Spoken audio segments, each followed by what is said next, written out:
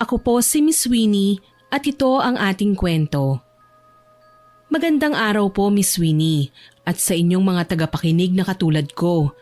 Nais ko pong ibahagi ang aking kwento na alam kong makaka-relate ang karamihan dito. Ang kwento ko po ay kung paano nasira ang aking buhay nang dahil sa tsismis. Pero muling bumangon at mas pinili na mamuhay ng marangal sa kabila ng mapait kong karanasan. Ako nga po pala si Corazon. Naisipan kong ipadala ang aking kwento para magbigay paalala sa lahat na ang inggit at paghihigante ay walang magandang dulot sa ating buhay. Mas magandang mamuhay na walang nasasaktang kapwa at walang dinadalang mabigat ang konsensya. Walang yakang lalaki ka? Lasing ka na naman, Joel. Wala ka nang ginawa kundi ang magpakalango sa alak. Palagi ka nalang ganyan. Buwisit ka talaga. Hindi ka ba titino? Inuubos mo talaga ang pasensya ko. Mahal, si Tintin yun ah. Napakaaga pa. Nag-aaway na naman sila ng asawa niya. Hindi na nagsawa ang dalawang yan. Oo nga eh. Palagi na lang silang sinasaway ni Kapitana. Pero hindi pa rin sila nahihiya. Naku po, narinig mo yun? Mukhang sinaktan na si Tintin ah. Paano ba naman kasi lagi na lang lasing ang asawa niya, kaya palagi silang nagtatalo. Sino ba naman ang matutuwa sa asawang walang ginawa kundi ang uminom? Sino ba naman ang hindi maglalasing? Alam mo namang hindi maisara ni Tintin ang bunganga niya. Baka naririndi na ang asawa niya sa kanya kaya dinadaan na lang sa pag-inom. Buti nga at hindi pa siya inihiwalayan eh. Teka nga, dyan ka lang ha, sisilipin ko sila. Wag na, baka pag-initan ka na naman ni Tintin. Alam mo naman yan, ichichismis ka na naman yan. Alam mong siya ang numero 1 chismoso dito sa lugar natin. Ako na ang bahala, sasawayin ko lang. 6:00 pa lang ng umaga nakakabulahaw na sila. Hindi na ako nagpaawat sa asawa kong si Romy. Kaagad akong lumabas ng bahay, bit-bit ang isang tabong tubig. Pagdating ko sa tapat ng bahay nila Tintin, isinaboy ko sa kanila ang dala kong tubig na nasa tabo. Bakit mo ginawa yon? Baliw ka ba? Hoy, para sa kaalaman mo, 6:00 pa lang. Nakakabulahaw kayo ng kapitbahay. Itali mo yung asawa mo para hindi tumatakas nang hindi ka nag-iingay. Buwisit ka? Diyan ka lang at susugurin kitang mapapel ka. Pakialamera ka rin eh. Ano ngayon kung nakakabulahaw ako? Takpan mo na lang ang tenga mo. Sasawsaw ka pa eh. Away mag-asawa to. Aba, ikaw pang matapang. Sige, halika dito. Tutal nang gigigil din naman ako sa'yo eh. Wala kang karapatang makialam sa buhay ko, Corazon. Hindi ako ang dahilan kung bakit boring ang buhay mo. Boring? Sa tuwing may tsismisan, ikaw lagi ang bida. Kung usapan lang, panalo ka, pero respeto, talo. Aba, kilala pala ako. Ikaw, nakikilala lang pag may palibreng bigas sa barangay. Mukhang naiinggit ka sa akin dahil mas marami akong kaibigan kesa sa'yo. At least hindi ako kilala sa pagiging palaaway at pakialamera. Kahit dumaan ang bagyo, hindi pa rin kayang tapatan ng lakas ng bunganga mo. Dati naman halos hindi ka makatingin sa akin ah. Ngayon ang tapang mo na? Anong pinagmamalaki mo ha? Hindi ako takot sa'yo, Tintin. Hindi lang kita pinapatulan. Narindi na lang talaga ako sa ingay mo ng walang pahinga. Parang sirenang walang patayan eh. Palitan kami ng salita. Nagpapalakasan kami ng boses. Nag-amba na siya ng pagsugod sa akin pero umiwas ako. Dahil wala naman akong balak na patulan ang pagwawala niya. Gusto ko lang siyang awatin sa pagbubunganga. Nagsimula nang dumami ang umpukan ng mga kapitbahay namin para makiusyoso kaya lalong tumapang si Tintin at sinugod ako. May mga hawak na cellphone ng mga kapitbahay naming usisero at alam kong kumukuha sila ng video. Kaya si Tintin ay biglang nagwala ng husto para kumuha ng simpatsya. Maya-maya ay biglang sumulpot si Ara, ang kaibigan kong baklita, habang kumakain ng cup noodles. Hoy! Anong kaguluhan to? Ang aga-aga pang ingay nyo na! Ara, huwag kang makisali kung hindi ka naman kasali. Aba, excuse me ha. Kung ayaw mo makisali ako, edi wag ka mag-ingay sa harapan ng bahay ko. Ikaw ang lumapit dito tapos ikaw ang magmamando? Ang kapal naman ng mukha mong bakla ka. Tandaan mo to, Corazon, hindi ako basta-basta. Ang mga taong nananakit sa akin, pinagbabayaran ng lahat ng ginawa nila. Pagkasabi noon ay tumalikod na si Tintin at pumasok na sa bahay nila. Naiwan akong tahimik pero kinabahan sa huli niyang sinabi. Pakiramdam ko kasi ay nagbabanta siya. Kinabukasan, maaga akong nagluto ng almusal. Habang nagtitimpla ng kape ang aking asawa, nakangiti siya at panay pa rin ang pangaasar sa akin. Uy, ang bango naman ng agahan ngayon. Mukhang masarap ah. Hindi na gaya kahapon na napakapait. Galing kasi sa away ang nagluto. Ikaw talaga, nainis lang ako kahapon gawa ng ang ingay ni Tintin. Nasira pang beauty rest ko kahapon. Napakaaga na paaway tuloy ako. Kasi naman dapat hindi mo na pinatulan. Ikaw kasi nakipag-away ka pa doon. Alam mong palengkera yun. Lika na nga dito. Kikilitiin kita para hindi ka na magalit, ha? Naku Romy, tigilan mo yan. Mabibitawan ko tong kawali. Kiss mo muna ako. Baka sakaling tumamis ang araw ko. Ang kulit mo ha. Sige, ito na nga. O ayan, diyan ka na muna. Maupo ka dyan at malapit nang matapos ang niluluto kong almusal. Ang tamis talaga ng kiss ng misis ko. Ay nako, bolero ka talaga. Makalipas ang ilang araw, nalaman kong sinisiraan kaming mag-asawa ni Tintin. Lalo siyang nagalit sa akin dahil sa pag-awat ko sa kanya, kaya dinaan niya sa paggawa ng tsismis sa amin. Dahil sanay na ang mga tao sa amin sa pagiging bungangera niya at tsismosa, ginagawa na lang katuwaan ang pinagsasasabi niya. Palagi siyang laman ng reklamo sa barangay kaya may napipikon. Hanggang sa naabutan ko sila ni Ara na nag-uusap sa harapan ng tindahan ni Aling Berta. Uy Ara, nakarating na ba sa'yo? Si Cora binubugbog ni Romy kagabi ah. Ha? Ako nga'y tigil-tigilan mo, Tintin ha? Hindi nang bubugbog si Romy. Nagpapakalat ka na naman ng maling kwentong babae ka. Totoo naman eh, tignan mo may pasa siya. Baka naman sa paglalaba lang galing. Labanderang kaibigan kong yun, no? Baka nabangga kaya nagkapasa. Hindi tulad mo ang pasa mo galing talaga sa suntok ni Joel. Grabe ka, concern lang naman ako. Concern? Halos araw-araw may bago kang imbentong kwento tungkol kay Cora at sa asawa niya eh. Teka, tamang-tama. Ayan na pala si Cora oh. Bakit hindi mo siya tanungin kung saan galing ang pasa niya? Total concerned ka, di ba? Ano na naman to, Tintin? Ako na naman ang topic mo? Wala lang, napapansin lang namin parang laging malungkot ang aura mo. Baka may pinagdadaanan ka. Aura kagad ha? Ikaw nga tong puro negatibo ang nangyayari sa buhay. Paano lasinggero ang asawa, wala pang trabaho, tapos tsismosa ka pa? Magbagong buhay ka na para tumino na rin ang asawa mo. Yung nangyayari sa'yo, yun ang totoo. Ay friend, gusto mo bang hawakan ko si Tintin para makatikim naman siya ng totoong sampal? Para matauhan ba? Aba, hindi niyo ako madadala sa ganyan. Basta ako, nagsasabi lang ng obserbasyon. Talaga ba, Tintin? Oh, ayan na pala ang asawa mo, Cora. Sakto ang dating mo, Romy. May gustong sabihin sa'yo ang bruhang yan. Anong meron? Bakit? May sinasabi na naman ba yan si Tintin? Wala ito, Romy. Umiinit lang ang ulo ko sa dami niyang alam kahit wala naman siyang katibayan. Hayaan mo na siya. Alam naman ng lahat kung sino ang may problema at kung sino ang wala. Halika na, umuwi na tayo. Yan nga ang problema eh. Gusto niyang wasakin ang relasyon niyong dalawa. Hindi ako perpekto, pero hindi ako desperada para manggulo ng buhay ng iba. Pwede ba umuwi ka na? Ikaw naman, Ara, wag mo nang ang pinagkakakausap yang si Tintin. Aling Berta, pabili nga ho ng 4 na kamatis. Isasawsaw ko lang ang tsismosa.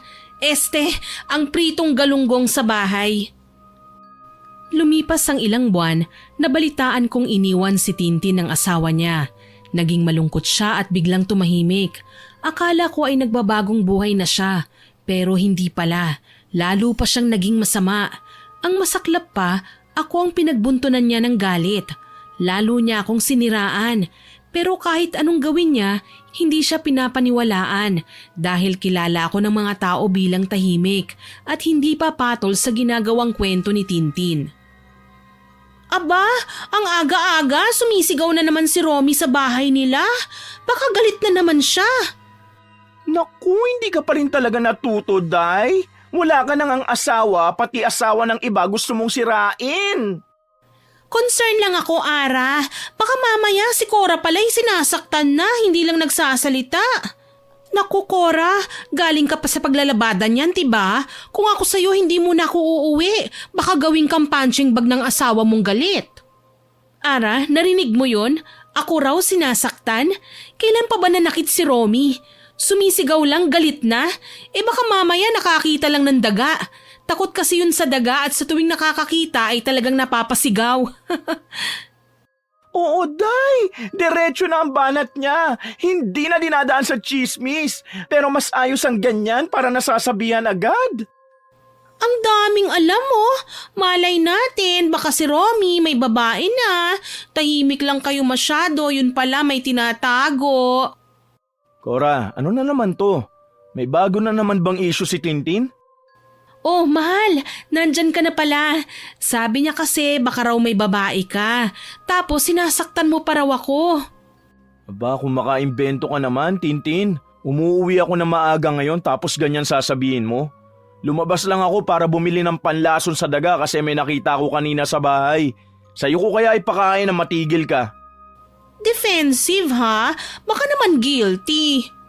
Tintin, tama na ha? Araw-araw na lang may bago kang sinasabi tungkol sa amin. Buhay mo na lang ang asikasuhin mo. Bakit? Bawal na ba magsalita ng obserbasyon? Obserbasyon? Wala ka namang nakikita eh. Puro haka-haka ka lang babae ka. Hindi ko na kaya to, Tintin. Magkaliwanagan nga tayo. Aba, gusto mo ng harapan? Sige, sabihin mo na gusto mong ipamukha na perfect ka at ako hindi. Wala akong sinasabing ganyan, pero sana matuto kang rumespeto ng kapwa. Wala kaming ginagawang masama sa'yo para ibalik mo sa amin yung puro paninirang puri. Kayo nga hindi marunong umintindi. Ako nga tong iniwan, ako pang kontrabida sa mata nyo. Hindi ka naging kontrabida kasi iniwan ka. Nagiging kontrabida ka kasi sinisira mo yung mga walang kasalanan sa'yo. Akala ko kapag kinausap ko na siya ng maayos ay titigil na. Pero mas lalo pang uminit ang ulo niya. Ramdam ko sa kanya na may kinikimkim siyang malalim na galit at ako ang ginagawang salamin ng lahat ng pait sa buhay niya. Hay naku, Cora, wag mo akong tinuturuan ng respeto. Baka nakakalimutan mong hindi lahat ng tahimik malinis ang budhi. Lahat ng tatahi-tahimik nasa loob ang kulo, ano? At baka nakakalimutan mong hindi lahat ng masaya may tinatapakang iba. Hindi kami ang problema mo, Tintin. Buhay mo ang problema mo at wag mo sa aming ibunton. Bakit parang ang taas-taas ng tingin mo sa sarili mo? Akala mo kung sino kang malinis dito sa barangay? Ang pangit mo naman? Hindi ako nag-iisip ng ganyan.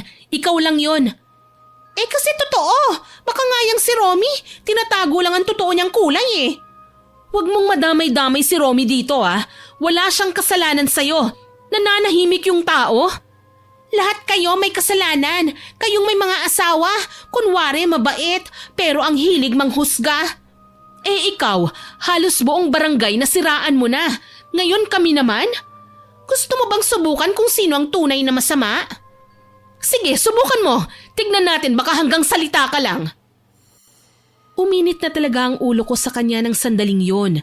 Akala ko ay kaya ko pang habaan ang aking pasensya pero sumobra na siya. Nagkainitan kami at nagkasakitan dahilan para pagpiestahan na naman ng aming mga kapitbahay. Dinig na dinig ko ang mga hiyawan nila. May ibang umaawat pero may ibang naguudyok pa ng matinding pag-aaway. Panay na ang hila sa akin ni Romy habang si Ara naman ay nakahawak na sa braso ni Tintin para hindi na kami magpang-abot pa. Cora, tama na girl. Kumalma ka muna. Baka ikaw pa mapahamak sa gulo ng isang to. Romy, iuwi mo na ang asawa mo. Tintin, umalis ka na lang dito sa lugar namin.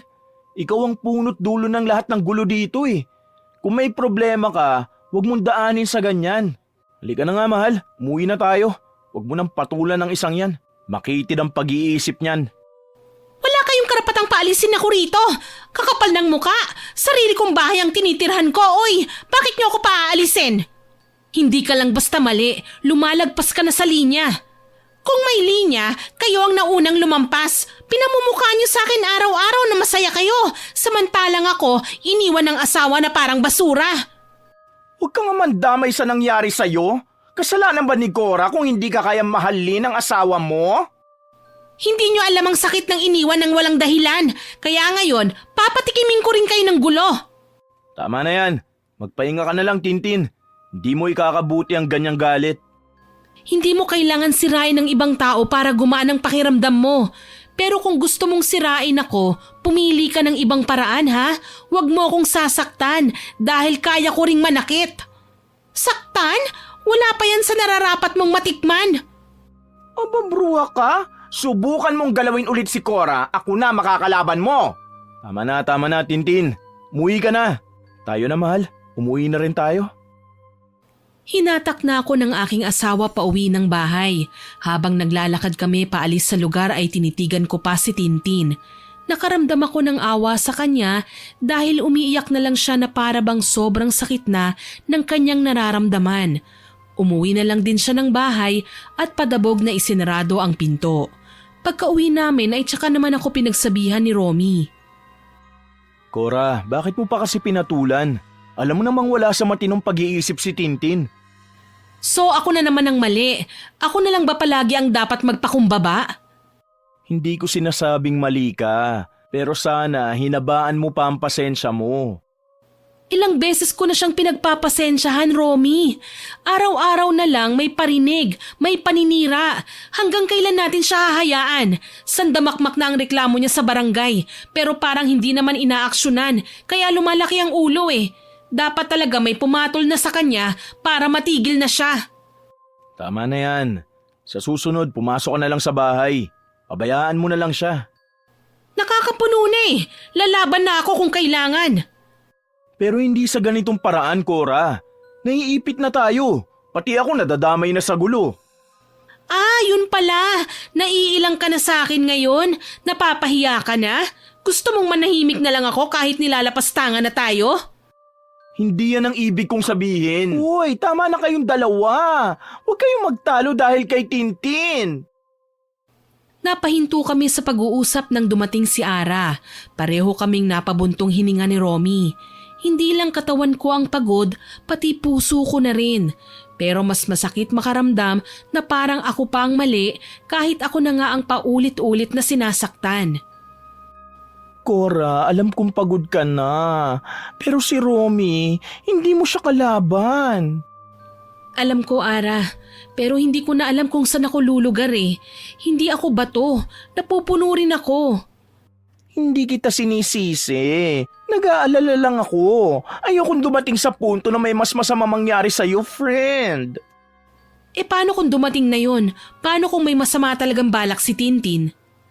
Hoy, wag mo sabihin yan. Wag mong pairalin yung pagkanega mo. Hindi naman siguro niya magagawa yun. Puro lang siya dakdak pero wala naman siyang sinasaktan kapag hindi pinatulan. Hindi lang ito takot, Ara. May nararamdaman akong hindi maipaliwanag. Simula nung tinitigan niya ako kanina, kinilabutan na ako. May dalang pagbabanta ang titig niya eh. Baka stress lang yan. Masyado mong iniisip eh. Saka pagod ka sa trabaho. Ipahinga mo na muna.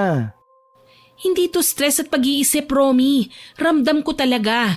At kung mangyari nga ang kutob ko, wag niyo akong sabihang hindi ko kayo binalaan.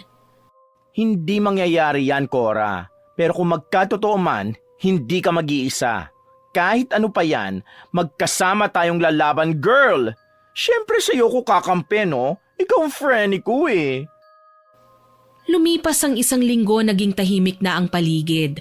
Pero ramdam kong may kung anong bigat ang dala ng hangin. Hindi ko maipaliwanag ang nararamdaman ko, pero mula nang nanahimik si Tintin, naging balisa naman ako. Pakiramdam ko ay may mga matang nagmamatsyag sa amin.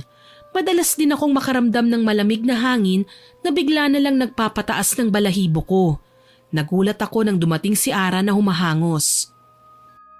Cora! Cora, gising ka na ba? Oh, bakit ang aga mo? Girl, may nakita ako sa likod bahay nyo. Parang may abot, may mga balahibo ng manok. Tapos nilalangaw pa. Ano ba yun? Doon ba kayo nagtatapon ng basura? Ha? Hindi ah. Sinong gumawa nun? Ano naman kaya yun? Tingnan nga natin. Ewan ko, pero parang may sinunog dun eh. Tapos pinagtapunan yata ng mga basura. At may amoy rin eh. Napakalansa. Ara, wag mo nga akong takutin. Hindi ako nananakot, pero alam mo yung lumang kwento ng lola ko? Kapag may naiwan na abo at parte ng hayop, ibig sabihin may nag-aalay. Anong pinag-uusapan nyo dyan? May problema ba?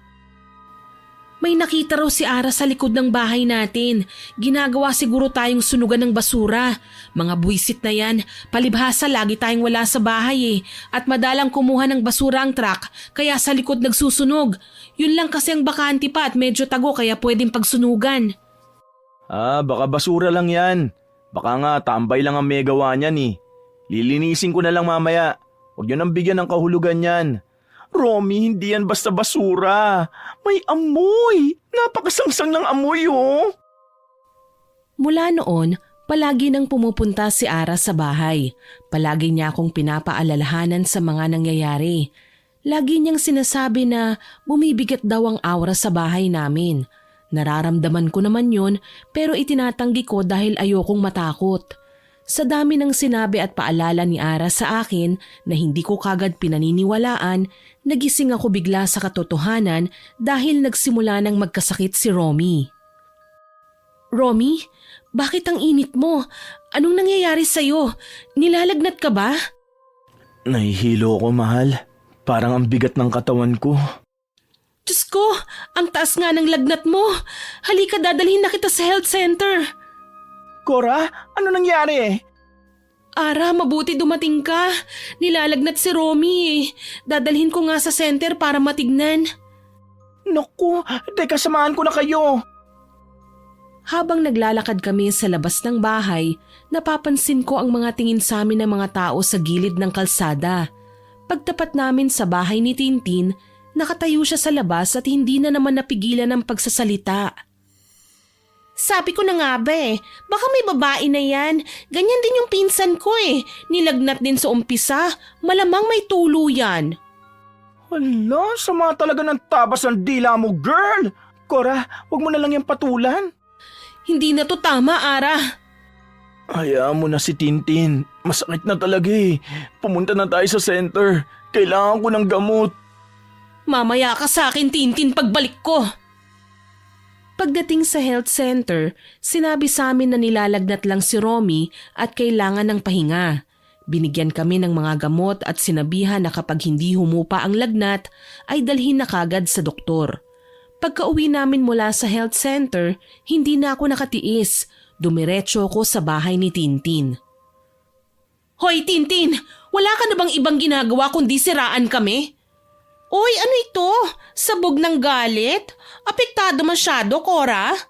Natural, asawa ko yung tinatamaan ng mga chismis mo. Baka kasi may katotohanan.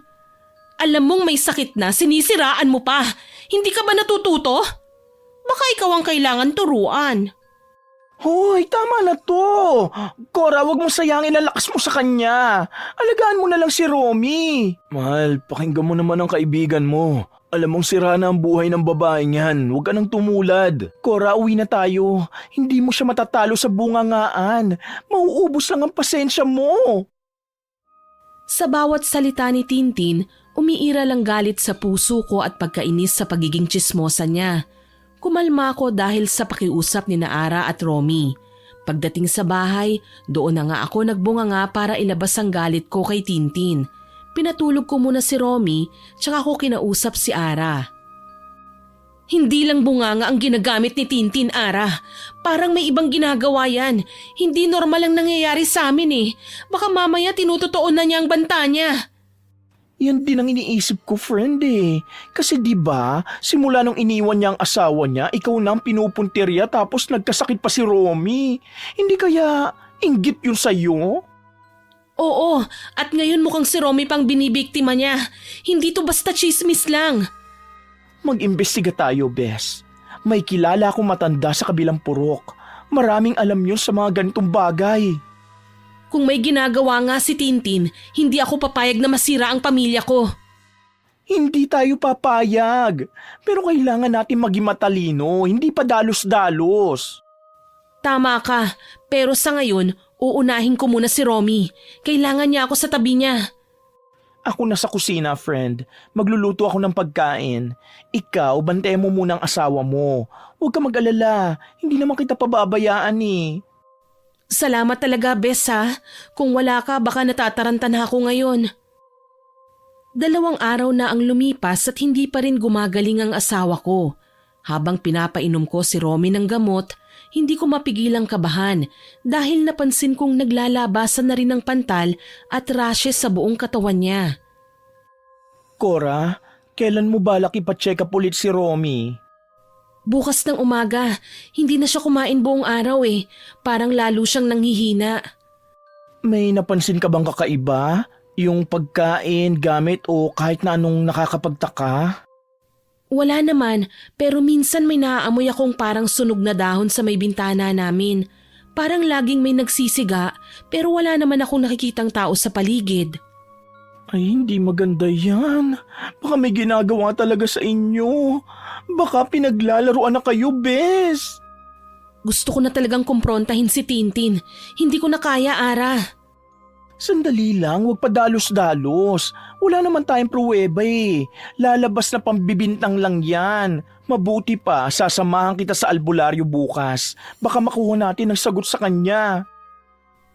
Hindi ko alam kung ano ang mas mabigat, ang takot sa kalagayan ni Romy o ang galit na kinikimkim ko para kay Tintin. Pero kung totoo ngang may ginagawa siya, iniisip kong kailangan ko ng kumilos bago pa mahuli ang lahat. Cora, ang sakit ng tiyan ko.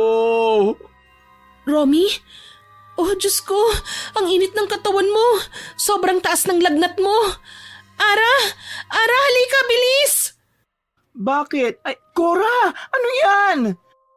May sinusuka siya, Ara! Kulay itim at malapot! May gumagalaw na hindi ko alam kung ano ito!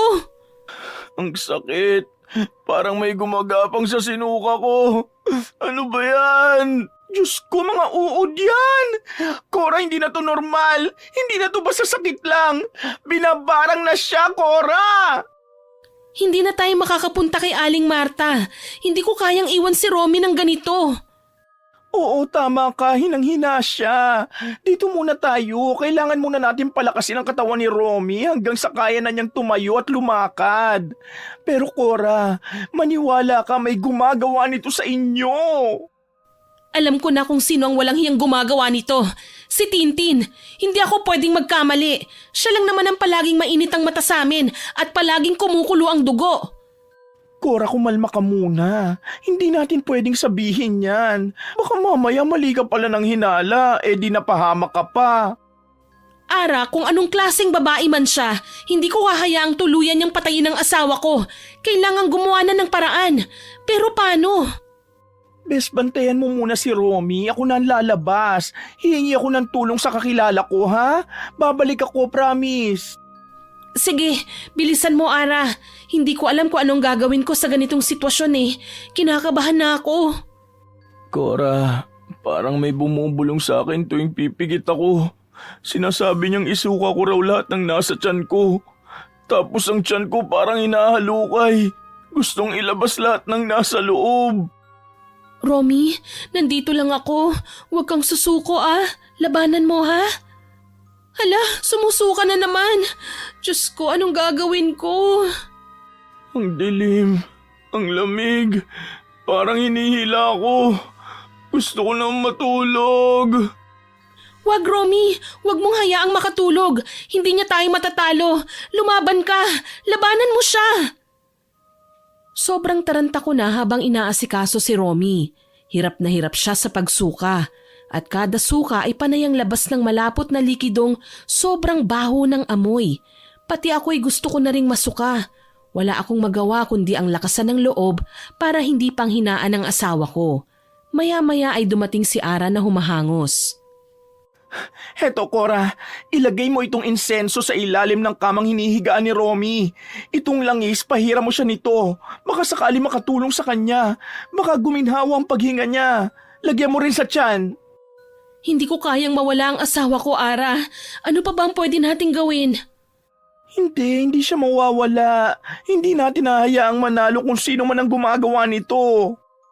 Bukas, pupuntahan ko na si Tintin. Hindi na sapat ang pananahimik ko. Malakas ang kutob ko na siyang may gawa nito. Sasamahan kita. Kung may kinalaman siya dito, huwag kang mag-alala. Ako ang gaganti para sa'yo. Sumusobra na siya. Kailangan siyang turuan ng leksyon. Kung hindi siya makikinig sa pakiusap, dapat din siyang pahirapan. Habang binabantayan ko si Romy, bawat daing niya ay parang kutsilyong tumatarak sa dibdib ko. Alam kong hindi yun basta karamdaman lang. May kalaban kaming hindi namin alam kung sino at iniisip ko noon kung sino man siya ay haharapin ko. Halos hindi ako nakatulog ng gabing yun. Magdamag akong gising dahil sa pag-aasikaso sa asawa ko. Kinabukasan, bahagyang bumuti ang lagay niya dahil sa langis at insenso na binigay ni Ara. Nang araw na yon ay pinuntahan ko rin si Tintin. Nagmamadali akong naglakad papunta sa bahay niya at dahil sa galit at pag-aalala sa asawa ko, hindi ko na napigilan pa ang mga salitang lumalabas sa aking bibig. Tintin, lumabas ka nga dyan! Aba, ang aga-aga naninigaw ka na naman?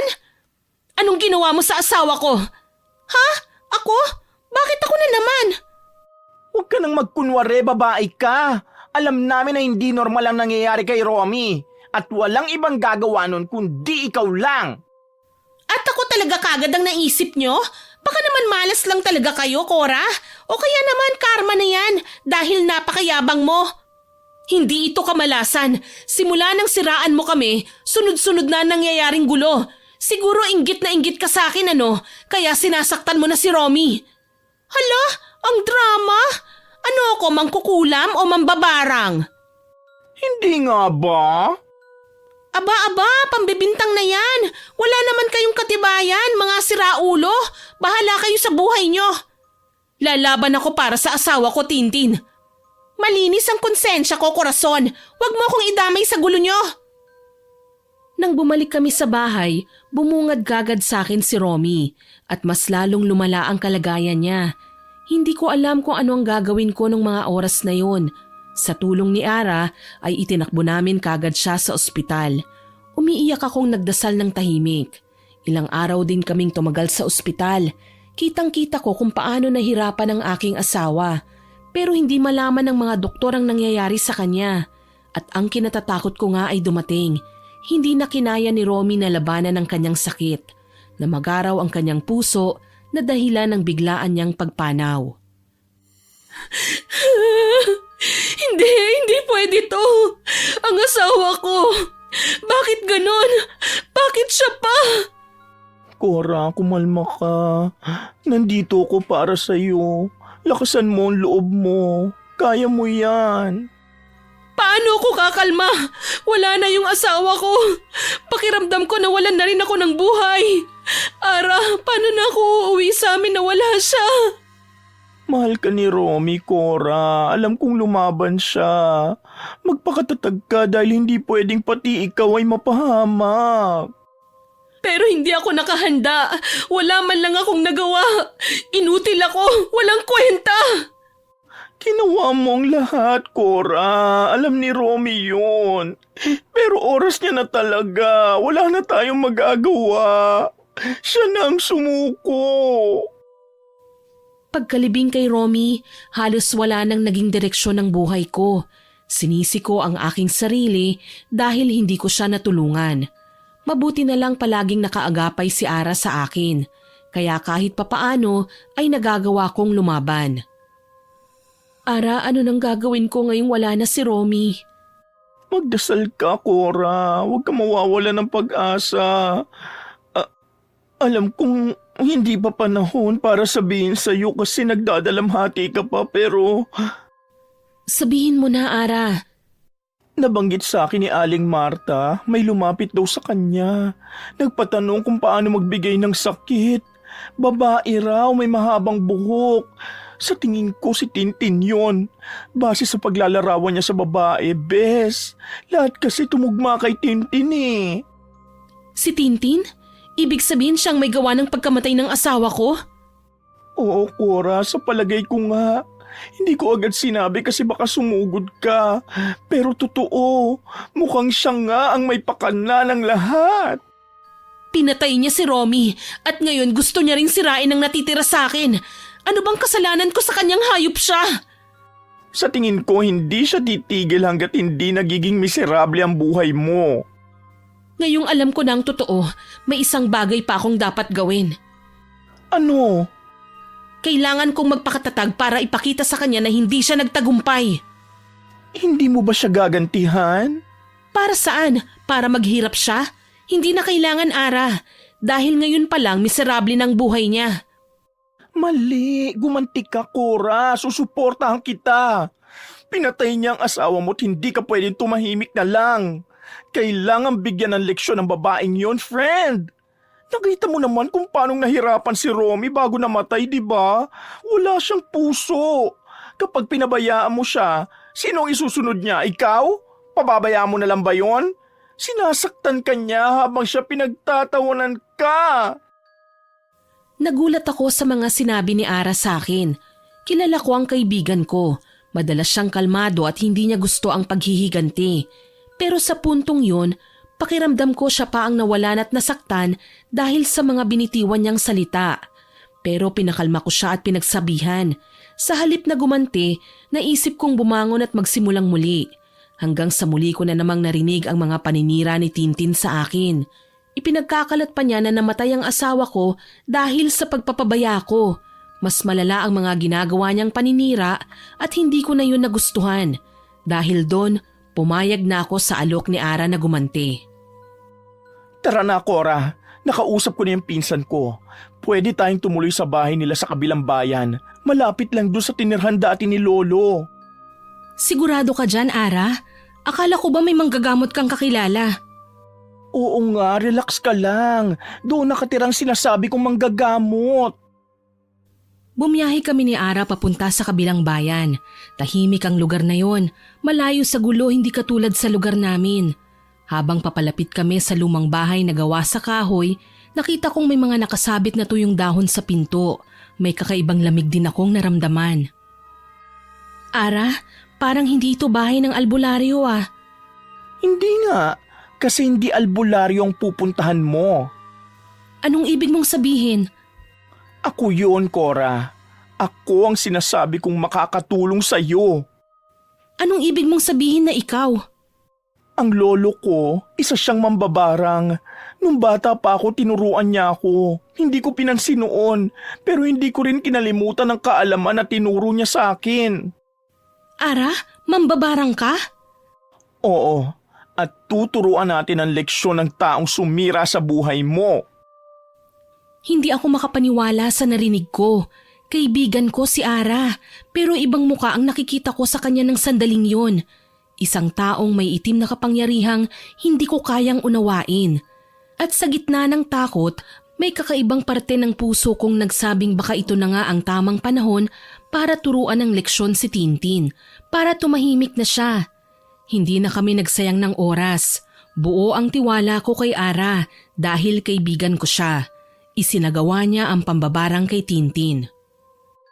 Huwag kang lalapit, Cora. Dito ka lang sa gilid. Ako nang bahala. Sigurado ka bang ligtas to? Hindi to para sa atin, Cora. Para sa kanya to. Para maranasan niya ang sakit na binigay niya sa iyo. Ano bang klaseng barang yan? Pamaham ang tawag sa ginawa ko. Isa sa pinakamabilis na uri ng barang. Dahan-dahan kong pabubulukin ang loob ng bibig niya. At sa bawat sakit, aalalahanin niya ang bawat paninirang ginawa niya. Tahimik ako nakatingin habang inaayos ni Ara ang mga gagamitin niya. Isang ragdal, mga alupihan at isang garapon. Habang inaayos niya yon, parang may kausap siyang hindi ko nakikita dahil sa pag-oorasyon niya. Bumalik kami sa bahay na parang walang ginawang masama. Matyaga kaming naghintay sa epekto nito. Isang linggo lang ang lumipas, nagsimula na ang pagbabago kay Tintin. Nangingitim na ang gilagid at mga labi niya. At habang tumatagal ay lumalala pa. Ara, narinig mo na ba yung balita? Tungkol kay Tintin ba, Bes? Oo, Ang sabi ng mga tindera sa talipapa na nagchichismisan, parang naaagnas na raw ang loob ng bibig ni Tintin. Parang nabubulok at ang baho daw tuwing nagsasalita siya. Ay talaga? Sinabi ko na sa iyo eh. Ganyan talaga ang balik na sumpang yon, Cora. Masakit, mabagal at higit sa lahat, walang lunas. Dumudugo raw lagi ang bunganga niya. Tapos inuubo ng buong dugo. Parang may gustong iluwa na hindi daw mailabas. Kalat na dito sa buong barangay ang kalagayan ni Tintin. At kahit anong gamot, wala nang bisa sa kanya. Hindi yan pangkaraniwang sakit, Cora. Kaya kahit maospital, hindi siya gagaling, kagaya ng ginawa niya kay Romy.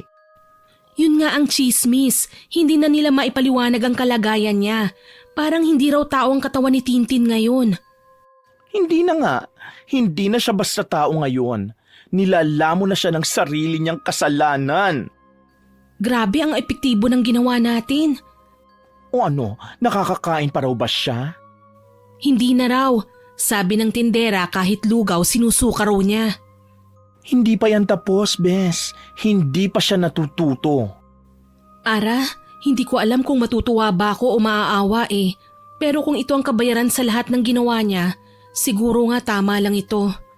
Friend, naghihirap na si Tintin. Anong pakiramdam na nakaganti ka na? Hindi ko alam. Pakiramdam ko may kulang pa rin eh.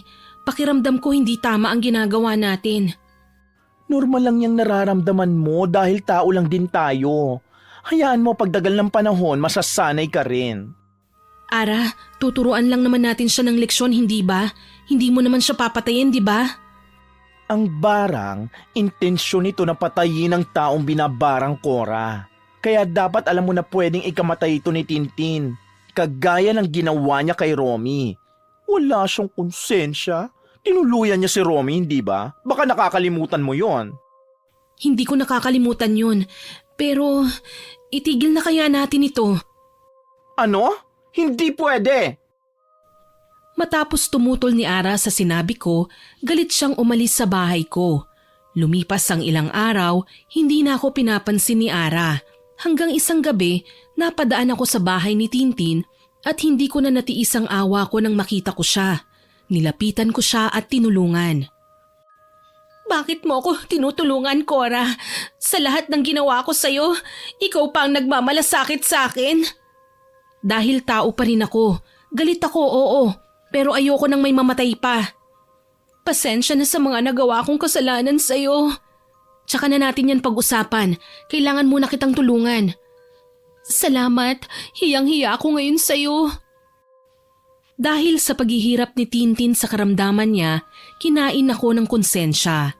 Pinuntahan ko si Ara at ako na ang nakiusap para itigil na ang lahat. Ano? Ititigil? Ba't ngayon mo lang sinabi? Patapos na tayo, Cora. Hindi ko na kaya, Ara. Ayoko na madagdagan ng kasalanan ko. Tama na yung natutunan na niya ang pagkakamali niya. Bait mo sobra, Cora. Sobrang bait mo, nakakainis. Kung ako yan, nilubog ko na sa hukay ang babaeng yon. Hindi ako kagaya mo. Gusto ko lang matapos to nang wala ng gulo. Alam kong sobrang galit ka sa kanya dahil sa ginawa niya sa akin. Pero ako na ang nagmamakaawa, Ara. Hindi naman tayo mamamatay tao na kagaya niya.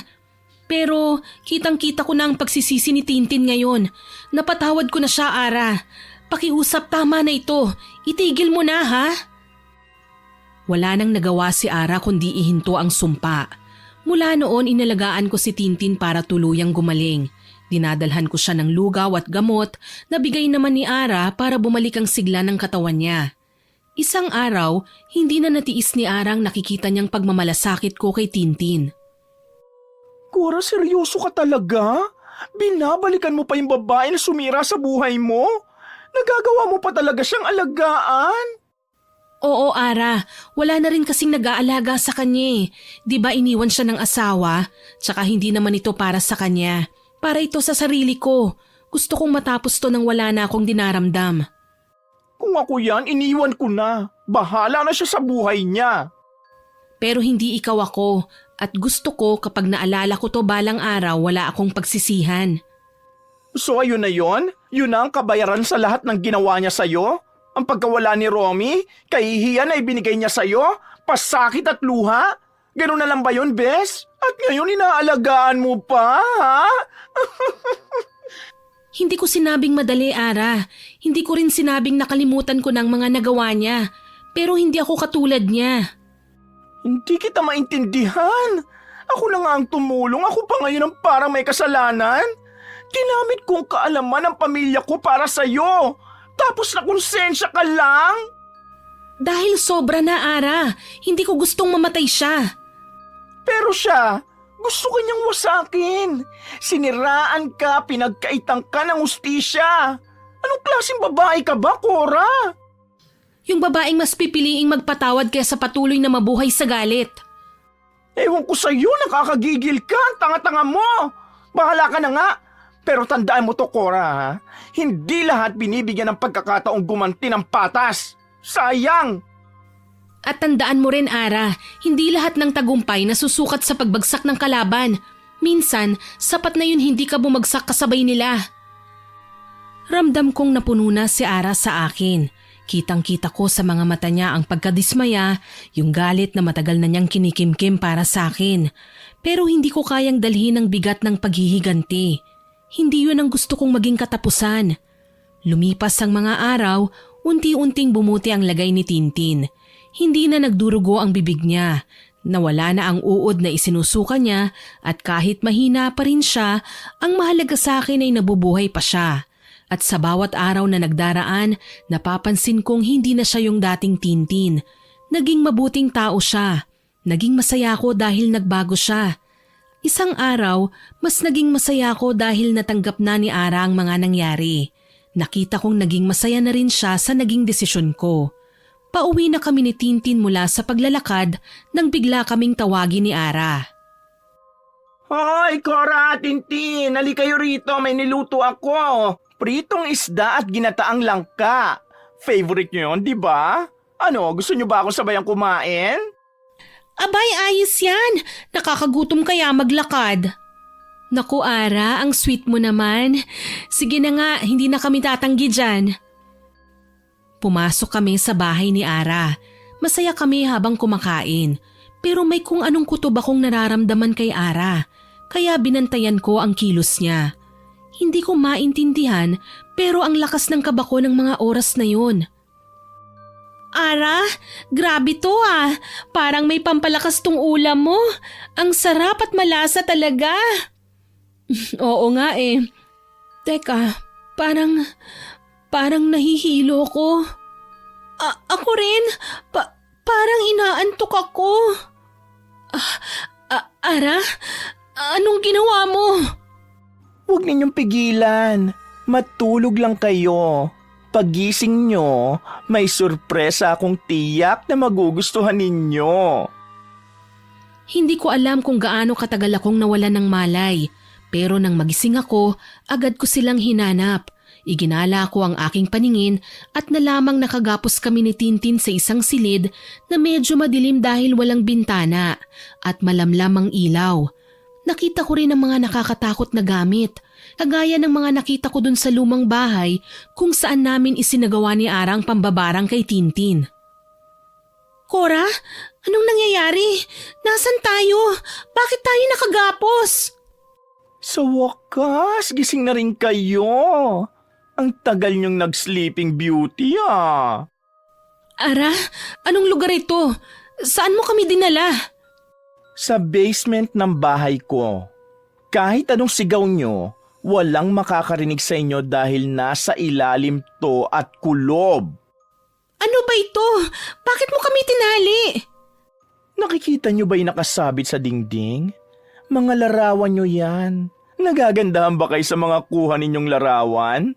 Ako kasi hindi. Ara, anong pinagsasasabi mo? Bakit may mga litrato kami dyan? Dahil nga isa itong sorpresa para sa inyo. Matagal ko na kayong inoobserbahan. Lahat ng sakit, galit at ganti, ako ang nagpasiklab. Anong ibig mong sabihin? Ikaw ang humingi ng tulong, di ba, Cora? Tinulungan lang kitang pahirapan si Tintin. tinuruan at pinayuhan sa mga dapat gawin. Kasi gulong-gulong isip mo. Ang tawag doon, pagmamalasakit. Anong tinulungan? Sinaktan mo ako, Cora? Binarang mo ako? Ikaw ang may gawa ng pagpapahirap sa akin? Oo, siya nga. Ginusto niya. Pero ako ang gumawa ng pambabarang. Gumanti siya dahil inakala niyang pinabarang mo si Romy hanggang mamatay. Ako? Hindi ko ginawa yun. Oo, galit ako noon. Pero may takot ako sa Diyos. Hindi ko kayang gumawa ng masama. Pare-pareho kayo mga tanga. Ginamit ko lang kayo. Nilason ko ang tiwala nyo sa isa't isa. Ikaw, Cora, ginamit ko ang galit mo. Ikaw naman, Tintin, ginamit ko ang inggit mo. Bakit, Ara? Akala ko ba magkaibigan tayo? Kaibigan? Wala akong kaibigan. Lahat kayo, kinasangkapan ko lang sa gusto kong tapusin. Baliw ka na! Bakit mo ba ito ginagawa, Ara? Gusto niyong malaman kung bakit? Gusto niyo ng totoo? Oo, Ara. Bakit mo to ginagawa? Para maintindihan ko kung saan ka nanggagaling. Wala kang karapatang gawin ito. Demonyo kang bakla ka. Pakawalan mo kami. Noon pa man, ako na ang laging tinatapon. Ako ang kaibigan mong tapat, Tintin. Pero nung dumating yung lalaking yon, iniwan mo ko. Mas pinili mo siya kahit alam mo ang mararamdaman ko. Si Joel? Oo, siya nga. Mahal ko siya.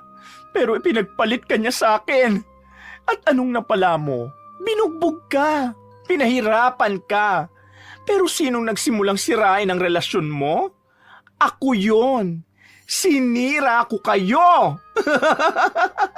Ara? Ikaw naman, Cora. Naging kaibigan kita. Tuwang-tuwa ka sa buhay mo. Masaya, may asawa, mahal ng mga tao kasi napakabait mo. Naiinggit ako. Kaya ginamit ko si Tintin. Kinutya ko siya. Pinalakas ko ang loob niyang siraan ka. Ginulok ko ang isipan niyong pareho.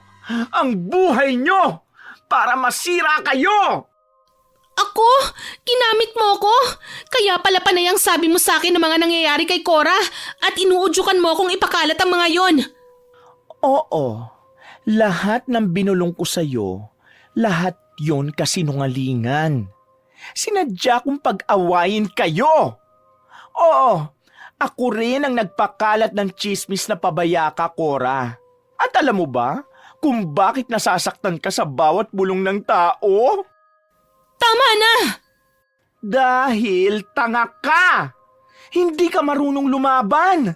Ang pagiging mabait mo ay isang katangahan. Pati si Romy, tinulungan ko siya kunwari sa trabaho. Pero binigyan ko siya ng agimat na ako rin ang sumira. Ganon ko kayo kinontrol. Akala ko akong masama. Akala ko si Tintin. Ikaw pala. At ako, akala ko kasalanan ko ang lahat. Pero ikaw rin pala. Wala kang kasing sama, Ara. Sa tahimik na paligid, tanging pag-iyak namin ni Tintin ang maririnig sa loob ng madilim na kwartong yon. Si Ara nakatayo siya habang hawak ang alupihan na pinapagapang pa niya sa kanyang braso. Gumapang ang kilabot sa akin dahil sa pag-iisip sa kung ano ang balak gawin ni Ara.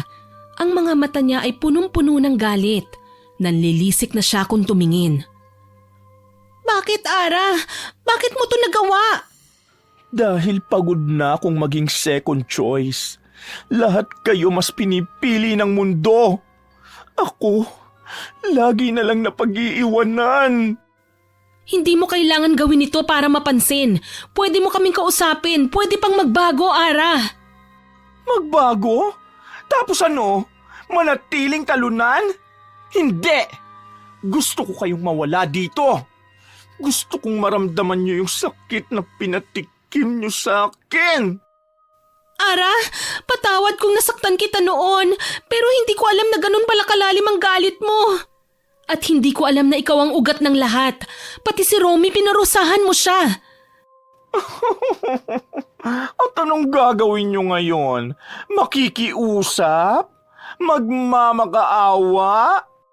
Hindi ako magmamakaawa para makita mong wala kang napala. Mag-isa ka pa rin hanggang ngayon. Galit ka sa mundo pero kami ang ginamit mo at pinaghigantihan. Hindi kami ang may kasalanan kung bakit ka nasaktan noon. Wala na kayong silbi. Tapos na ang lahat. Ara, alam kong may awa pa sa puso mo. Pakiusap, pakawalan mo na kami. Hindi! Hindi kayo makakatakas sa akin. Hindi kayo makakatakas sa lahat ng kasinungalingan at galit na itinanim ko sa buhay ninyo! Ano bang gusto mo? Bakit mo kami ginagawa ng ganito? Dahil nasira mo ang plano ko, Cora. Dapat patay na rin si Tintin kung hindi ka umatras sa ginawa kong barang. Dahil sa pag-atras mo, nawala ang bisa ng orasyon ko. At inalagaan mo pa siya. Kaya siya tuluyang gumaling. Dapat inuud na rin siya sa hukay tulad ni Romy. Akala ko magtatagumpay na ako eh. Pero pinili mo siya. Kaya ngayon, pagsasabayin ko na kayong dalawa. Total mahal na mahal mo naman ang asawa mo eh. Eh di magsama kayo, magkita kayo sa impyerno. Ara, tigilan mo na yan. Hindi mo kailangan magtiis ng ganyan. Wala kaming kasalanan sa'yo. Nabalot ka lang ng galit. Patawarin mo na kami. Pakiusap. Hindi mo na ako makukuha sa pagiging mabait mo, Cora. Hindi pa tapos ang laro. Nakita mo tong hawak kong alupihan? Ipapalunok ko sa'yo to. Wag! Pakiusap! Makamandagang hayop na yan, Ara! Wala kang pagpipilian. Papasok ito sa katawan mo at unti-unti ka nitong papatayin. Ara! Ano bang klaseng tao ka? Alam ko bakla ka pero bakit mo ginagawa ito? Dahil kayo ang dahilan ng lahat ng sakit ko. Lahat ng paghihirap kayo ang may gawa. Isusumpa ko kayo hanggang sa mawala na kayo ng tuluyan. Cora, magtulungan tayo. Hindi ko hahayaang mapasama tayo ng ganito. Kailangan makatakas tayo dito. Pilitin mong makawala sa pagkakagapos. Kakayanin natin ito, Tintin. Hindi mo kami basta-basta mapapatay, Ara. Lalaban kami hanggang dulo. Huwag na kayong umasang makakatakas pa kayo. Ikaw naman, Cora, ang alupihan na ito ay ilalagay ko dito sa garapon kasamang isang ragdal at ang buhok mo.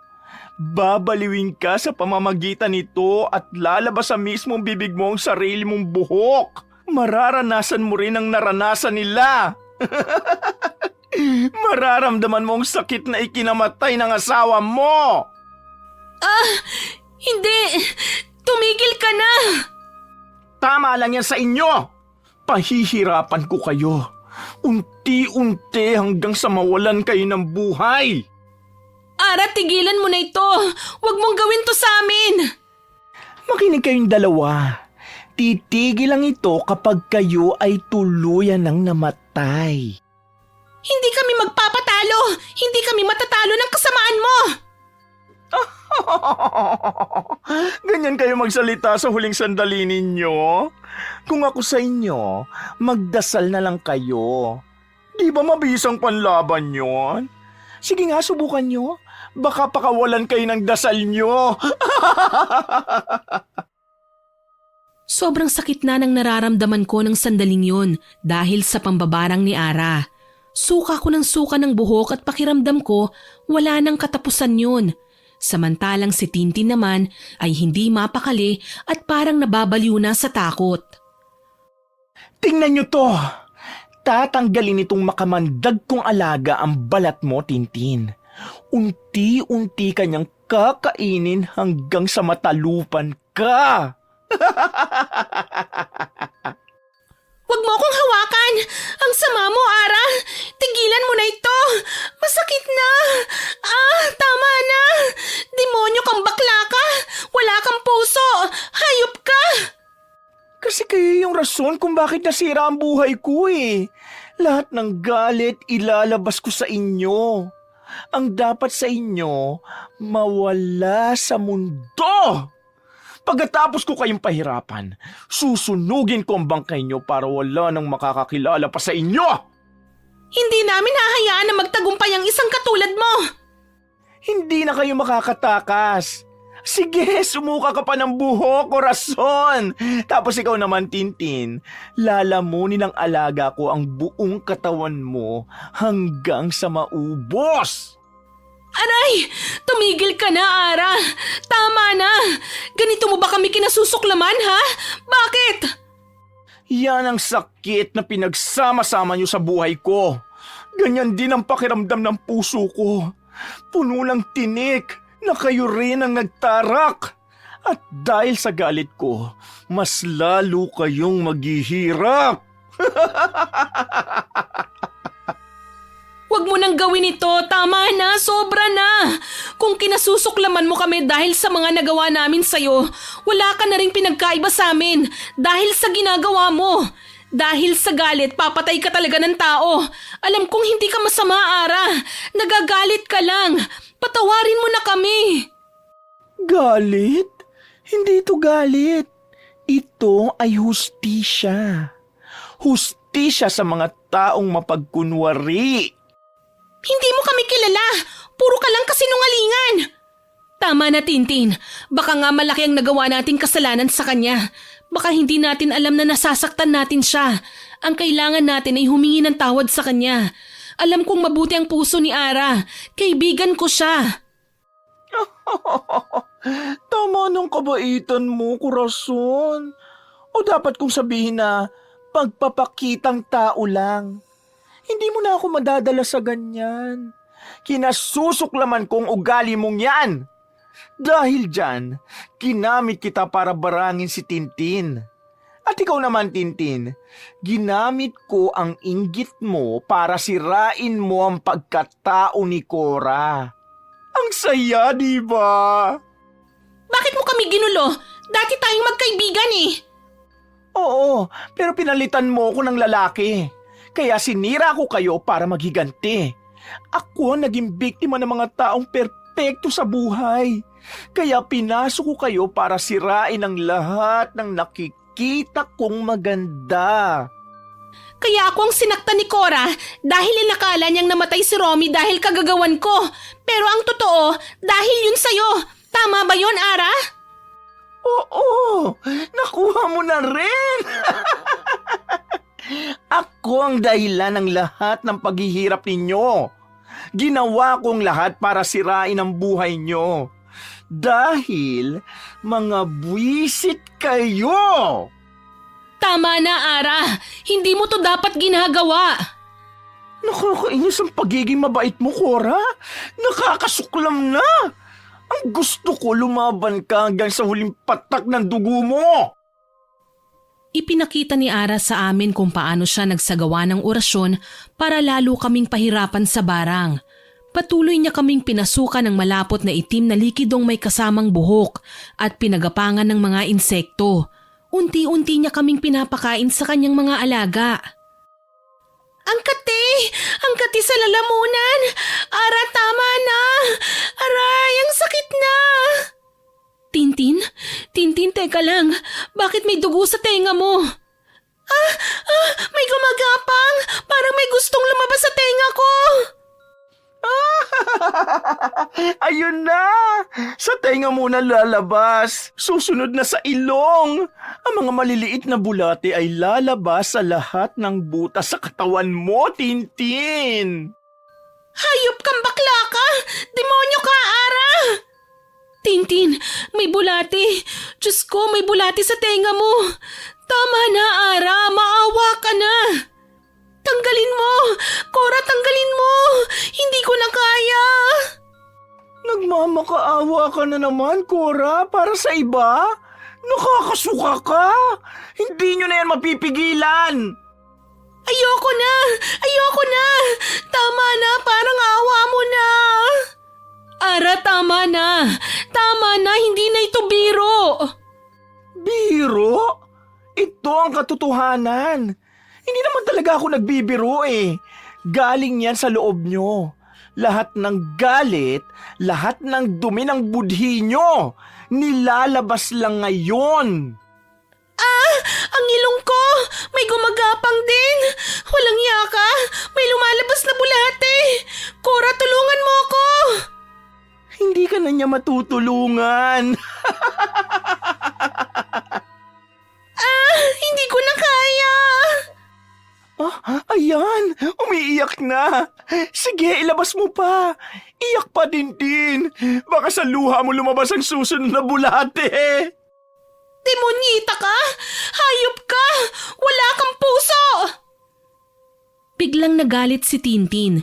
Kita ko sa mga mata niya ang matinding galit na hindi ko pa kailanman nakita sa kanya. Nagpumiglas siya hanggang sa makawala sa pagkakatali. Napapikit ako nang makitang nagkasugat-sugat siya dahil sa pagpupumilit na makawala sa pagkakagapos, hanggang sa nagtagumpay siyang maputol ang lubid sa kanyang kamay. Dali-dali niyang pinakawala ng sarili at sinugod si Ara. Anong? Tintin! Teka lang! Hindi! Hindi ito pwede!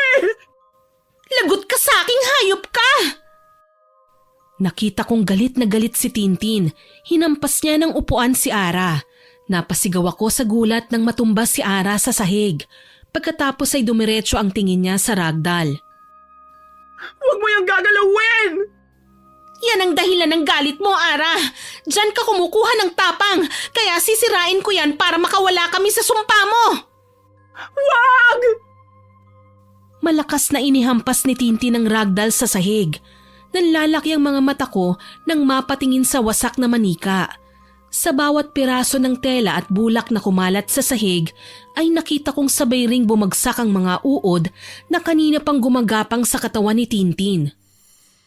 Hindi! Hindi pwedeng mawala ang bisa! Walang iyak ang babae ka!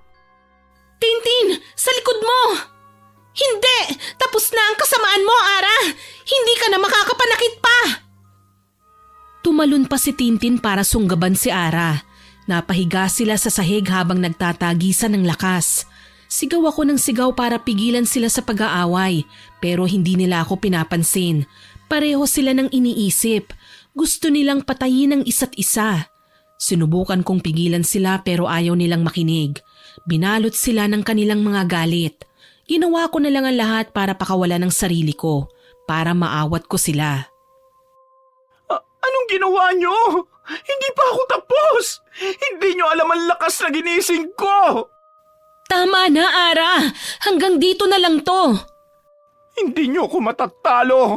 Hindi kayo makakaligtas! Hindi kayo makakaalis dito! Tumigil ka na! Tapos na to! Hindi kayo naiintindihan ng mga nilalang na ginawa ko. Hindi basta-basta ang kapangyarihan ko. Hindi ako papayag na matapos to dito! Ara, anong klaseng halimaw bang pinasok mo? Mas malalim to kaysa sa galit nyo. Lahat kayo, ginamit ko lang. Simula't simula pa lang. Hindi nyo ako matatalo. Dito kayo mamamatay. Paulit-ulit ka? Hindi ka pa ba tapos? Isiwalat mo na ang lahat para bago ka mamatay na sabi mo na at nang manahimik na ang kaluluwa mo. Hindi sila nagpaawat sa paglalaban. Nang makita ko ang patalim sa altar ni Ara, mabilis ko itong kinuha at pinilit na putulin ang lubid na nakagapos sa kamay ko. Nang makawala ako sa pagkakatali, ay kaagad ko silang nilapitan para awatin. Pero nadampot ni Ara ang patalim at sinugod niya kami. Matapang na hinarap ni Tintin si Ara habang ako naman ay sinira ang mga gamit sa pambabarang. Pati ang altar ay winasak ko na rin dahilan para lalong magalit si Ara sa amin. Hindi nyo yan pwede sirain! Walang iya kayo! Ako nagsimula ng lahat ng ito! Ako rin dapat ang tumapos nito, hindi kayo! Hindi ikaw ang may hawak ng kwento namin, Ara. Tama na! Nabalot ka lang ng galit. Pero pwede pang ituwid ang mga pagkakamaling yan. Tao lang din naman kami na kayang magpatawad. Pakiusap, tigilan na natin ito. Tama na, Ara! Hindi! Huwag mo akong diktahan sa gagawin ko! Pareho kayo! Iniwan niyo ako! Bumuo kayo ng sarili niyong pamilya. At tinapon akong mag-isa. Hindi niyo inisip ang naramdaman ko. Hindi ka namin iniwan. Ikaw ang lumayo. Sadyang inggit ka lang. Binuhay mo ang sarili mo sa maling paniniwala. Binulag mo ang sarili mo sa galit. At nagpasya kang maghigante para saan? Para sa wala, Ara. Walang katuturan ng lahat ng ito. Tama na. Pwede pa nating simulan uli. Hindi ba? Pwede pa tayong magbago. Hindi! Huwag mong bilugin ang ulo ko. Kayong dalawa, perpekto ang tingin sa mundo nyo. Samantalang ako, sinolo ko lahat ng sakit. Walang dumamay sa akin. Hindi namin kasalanan ang desisyon mo noon. Pero kayo ang naging dahilan kung bakit ako nawala ng halaga. At kaya mo kami ginaganito? Papatayin mo kami? O ano naman? Lahat naman ng tao mamamatay. Una-una lang yan. Pero lahat ng tao, iba-iba ang pagkamatay. Ano naman kung ako maging dahilan ng pagkamatay ninyo? Tigilan mo na ito. Wala kang makukuha sa ganyang galit. Tama na, Ara. Tutulungan kitang magbago. Huwag mo akong diktahan, Corazon.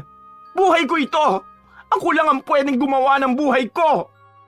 Tapos na ito, Ara. Hindi mo na kami hawak. Akala niyo makakawala pa kayo? Ara, wag. Anong balak mo? Ara, tama na. Tumahimik ka dyan, Cora. Sama-sama na lang tayong mamatay dito. Nabigla ako nang mabilis lumapit si Ara kay Tintin. Hinablot niya ang buhok kaya muli silang nagkasakitan. Tumakbo ko para umawat pero marahas niya akong tinulak. Binalak kong ihampas ang upuan kay Ara para matigil siya sa pananakit kay Tintin pero hindi ko naman nagawa. Nadala ako ng awa. Hanggang sa nakita ko na lang na nakapaibabaw na si Tintin kay Ara at pilit na ibinubuka ang bibig. At sa kabilang kamay ni Tintin ay mahigpit niyang hawak ang gumagapang na alupihan. Tintin, tama na! Huwag mong gawin yan! Dapat lang ito sa kanya para matikman niya ang sumpa niya. Ngayon, ikaw ang lumunok ng alupihan mo! Walang iya ka! Tintin! Natiwan mo ako! Umalis ka sa ibabaw ko! Walang iya ako talaga! Dapat talaga hindi ako nakinig kay Cora! Dapat una na kitang pinatay kaysa sa kanya! Mabilis kong hinablot si Tintin para tigilan ang pagpapalunok niya kay Ara ng insekto. Pareho kaming natigilan nang marinig ang mahihinang daing ni Ara. Gumagapang na siya sa sahig papunta sa pintuan. Doon pa lang nagising si Tintin at biglang nakonsensya sa kanyang ginawa. Inalo ko na lang siya dahil nagsimula na siyang umiyak. Tinignan lang namin si Ara na nahihirapan habang papalabas ng basement. Pareho naming hindi alam ni Tintin kung ano ang nangyari sa kanya. Tuluyang umalis si Ara sa lugar. Lumabas na rin kami ni Tintin at doon namin nalaman na malalim na ang gabi. Nakakakilabot na mga huni ng insekto ang aming naririnig. Hinayaan naming makatakas si Ara. Hindi ko naman siya balak patayin eh. Nagalit lang ako dahil ayaw niyang tumigil. Alam ko, Tintin, tsaka hindi naman siya namatay. Anong mangyayari sa kanya? Hindi ko alam. Sana'y maging ayos lang siya. Kapag gumaling ba siya, babalikan niya tayo? Hindi ko alam. Sana naman ay hindi na. Anong gagawin natin, Cora? Natatakot pa rin ako. Tara na, Cora. Umalis na tayo. Teka, namumutla ka. Unti-unting nanghina si Tintin. Nanginginig ang katawan at nangingilid ang mga luha sa mga mata. Ramdam ko ang takot niya at pag-aalala. Inalalayan ko siya hanggang makauwi kami sa bahay nila. Lumipas ang gabing yon na hindi kami nakatulog. Tahimik lang kami habang nag-iisip. Kinaumagahan, nag-usap kami kung ano ang dapat gawin. Cora, salamat sa lahat ng ginawa mo para sa akin ha. Ginawa? Anong ginawa ko sa'yo? Bakit ka nagpapasalamat? Inilaban mo ko kay Ara. Kung hindi dahil doon baka patay na ako ngayon. Kung namatay ka, kasalanan ko yun. Ako ang pumatay sa'yo at hindi siya. Konsensya ko yun. Ginawa ko lang ang tama. Ako ang dapat magpasalamat sa'yo. Ang tapang mo nilabanan mo si Ara. Natakot din ako pero dahil sa gusto ko nang makatakas sa kanya, nagkaroon ako ng lakas ng loob. Ayoko pang mamatayan Kaya nga, at dahil doon buhay pa ako. Salamat. Sana mapatawad mo ako sa lahat ng sakit na nadulot ko sa'yo, sa lahat ng paninira ko, dahil din sa akin namatay si Romy. Tapos na yun, kalimutan na natin. Ang mahalaga ngayon, ayos na tayo. Hindi naman ikaw ang dahilan kaya namatay si Romy Si Ara yun, siya ang may gawa. Galit ka sa kanya? Oo, pero walang patutunguhan ng galit. Mas mabuting magpatawad. Bakit ba ang bait mo? Kaya siguro nagkaganon si Ara dahil sa sobrang bait mo Hindi ka niya kinaya. Hindi ko alam, sadyang ganito lang talaga ako. Ayoko kasing mabuhay na may galit sa puso Hindi ako matatahimik ng ganon. Tintin, patawarin mo rin si Ara ha. Sa kabila ng lahat, siya rin ay nasaktan. Hindi madali yan, pero susubukan ko. Sana wag na siyang magpakita sa akin. Salamat, Cora. Sa huli, ikaw ang nagbigay ng pag-asa sa akin. At ikaw naman ang nagpakita ng tapang na hindi ko nakita sa simula. Sige na, tama na nga ang drama. Pumunta na tayo sa albularyo. Bakit? Kailangan natin ng proteksyon.